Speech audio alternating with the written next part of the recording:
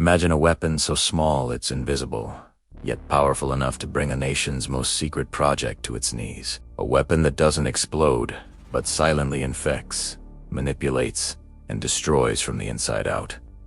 This isn't science fiction. This is the story of Stuxnet, the digital ghost that changed warfare forever. In 2010, cybersecurity researchers stumbled upon something they'd never seen before. A piece of malware so complex, so sophisticated, it was light years ahead of anything else out there. It was a digital ghost haunting industrial systems, but its true target was a mystery. This code was massive, almost half a megabyte, and it contained layers of encrypted code, multiple attack modules, and a kill switch with an expiration date. It was a masterpiece of digital engineering, but who built it, and for what purpose? The world was about to find out that a new kind of war had already begun, fought not with bombs and bullets, but with bits and bytes. The discovery of Stuxnet was the first public glimpse into this new battlefield. The story begins in the mid-2000s, under a veil of extreme secrecy. It was called Operation Olympic Games, a clandestine joint effort between the United States and Israel. Their goal: to disrupt Iran's rapidly advancing nuclear program without firing a single shot. For years, intelligence agencies had watched with growing concern as Iran enriched uranium at its fortified underground facility in Natanz. A traditional military strike was deemed too risky, potentially sparking a full-blown war in the Middle East. So, they turned to a radical new idea. The plan was audacious.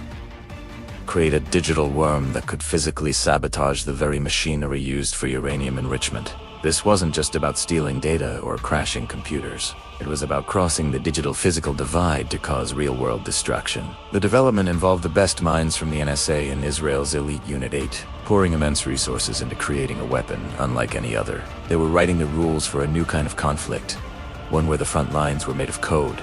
The target was specific, the mission was clear, and the weapon was about to be unleashed. So, how did this digital ghost work? It's dark magic. Stuxnet's genius lay in its surgical precision and its unprecedented use of zero-day exploits. A zero-day is a secret vulnerability in software, unknown to the vendor and to cybersecurity experts.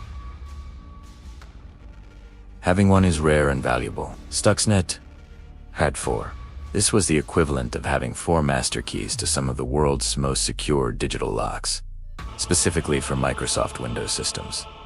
But getting inside a secure, air-gapped facility like Natanz 1, not connected to the public internet, was the first major hurdle.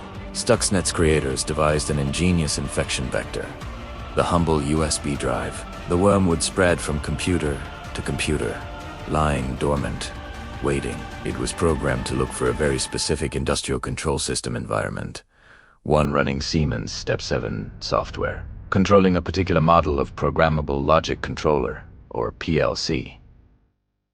These PLCs are the brains of industrial machinery, the tiny computers that manage everything from assembly lines to power grids. Stuxnet was hunting for the specific PLCs controlling the centrifuges at Net. Once it found its target, the attack phase would begin. It was a silent, patient predator, designed to navigate a digital maze and find its prey with chilling accuracy.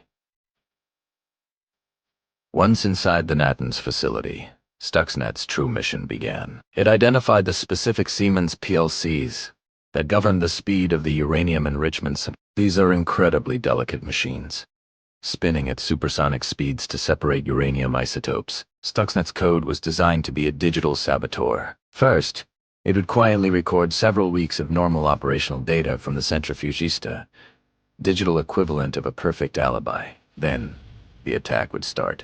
Stuxnet would subtly command the centrifuges to spin too fast, and then too slow, placing immense stress on the delicate rotors. Over time, this constant fluctuation would cause them to vibrate, wobble, and ultimately shatter. But here's the most brilliant and terrifying part.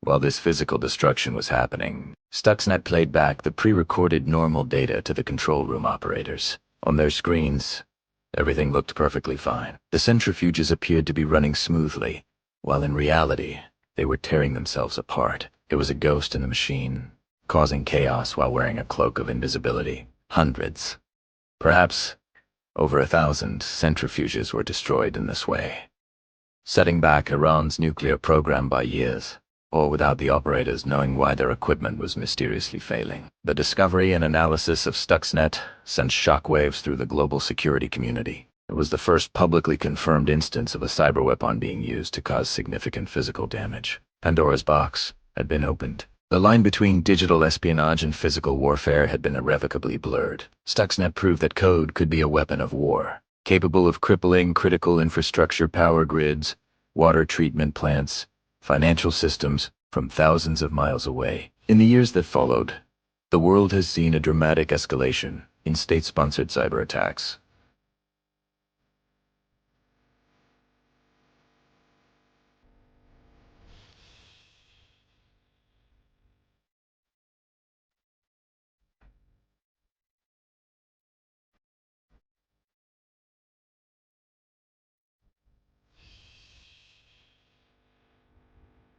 It was a declaration that a new domain of warfare was open for business, a battlefield where the consequences are very real, and the next attack could be just a click away. The legacy of Stuxnet is the world we live in now, a world where the digital and physical are dangerously intertwined. Thanks for watching. If you found this deep dive into the world of cyber warfare interesting, be sure to like this video and subscribe for more stories on technology that changed the world. Stay curious and stay safe online.